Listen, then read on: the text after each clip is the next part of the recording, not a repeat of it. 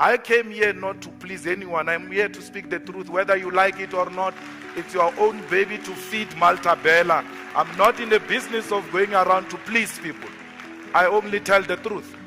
Now, I represent a non-racial organization, but we do not fight for white people. Why?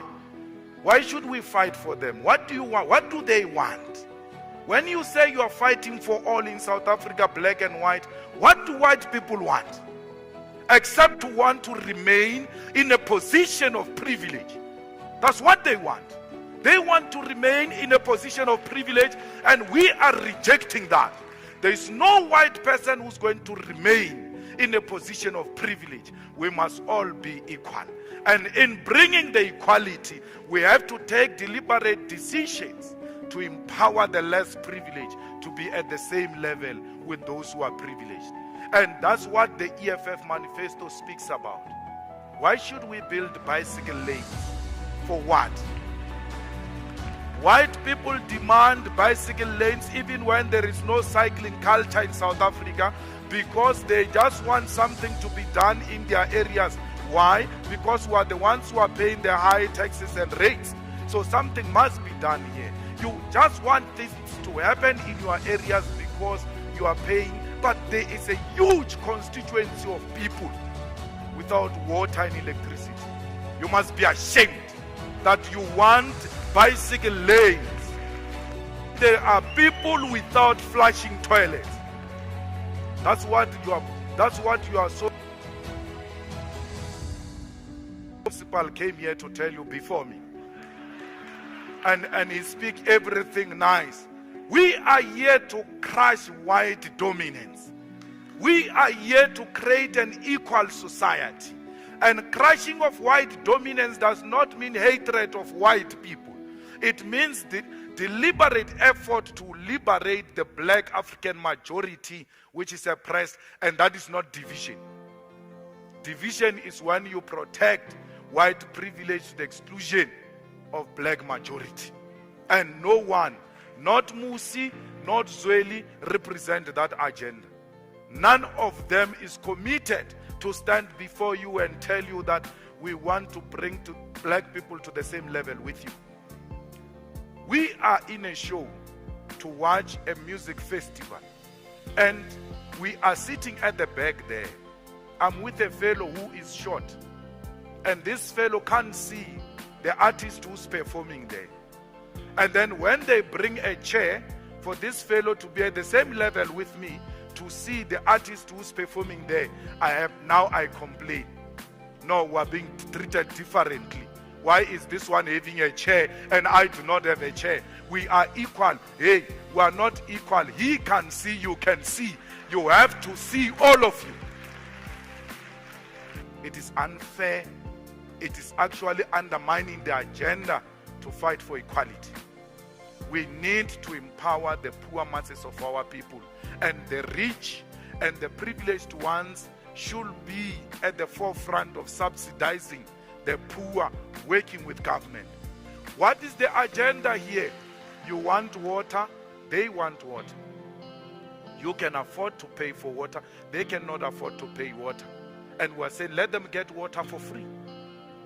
Why should you complain because you are also getting water? The only difference is that you can afford for it.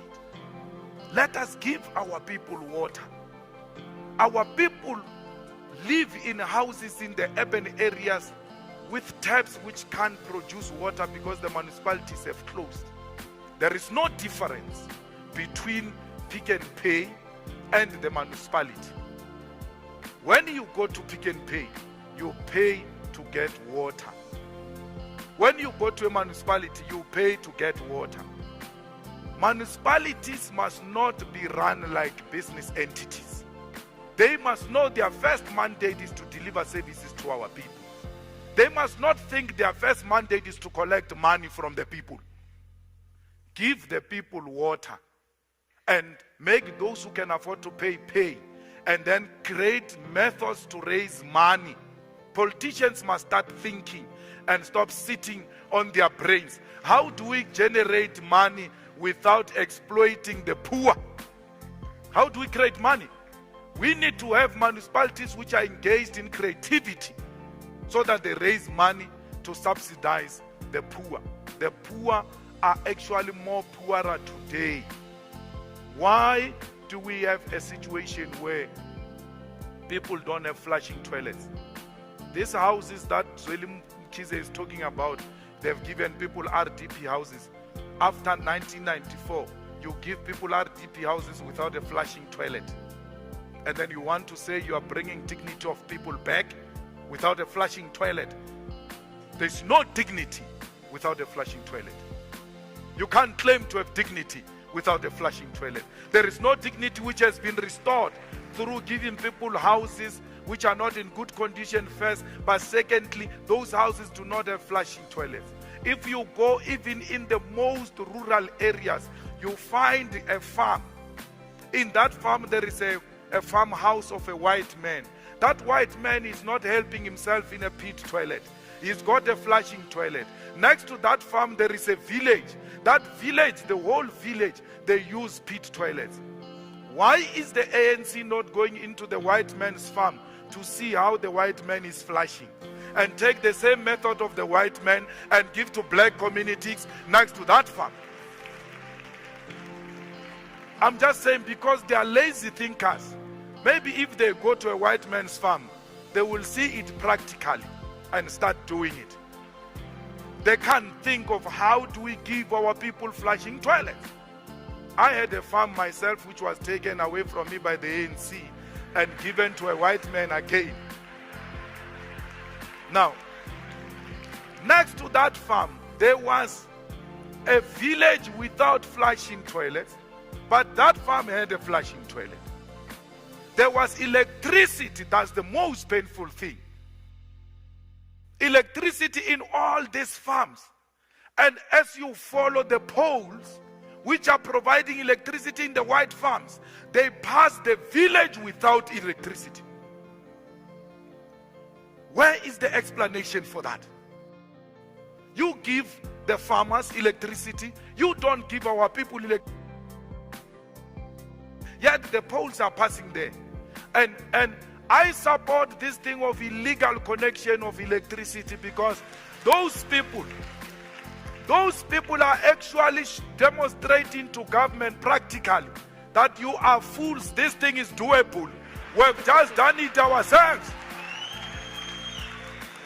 We've just done it ourselves. So that thing exposes the government of the ANC that it is not true, that it is practically impossible to deliver electricity to us. We are doing it. And therefore government must feel ashamed and move in to give our people safe electricity after being exposed by our people. They come here and talk about the land. And they ask Musi, what is your land policy? He waffles here and you clap hands for him, because he has not said anything on land. He says, I support land restitution and redistribution. But the moderators don't ask him a simple question. Since you support land restitution and redistribution, who have you given land in Western Cape? Who? Who have you given land? Helen Zille. Who have you given land? Musi. Where we govern, you even change accent. We govern very well. Where have you given people land? There is no democracy without land. At the core of our struggle, what started the ANC was as a result of land dispossession. The wars which were fought by African people against the British and colonizers, and they got defeated. They then realized that fighting as small tribes is self-defeating. We need to come together so that we fight for our land. So the starting of liberation struggle in South Africa was not necessarily about the issue of who becomes a president. The issue has always been the land. Mandela went to prison for land. Sobukwe was killed for land. Steve Biko was killed for land. Chris Hani was killed for land. They were not killed because they wanted to become politicians in air-conditioned offices. The land question is non-negotiable. Thank you.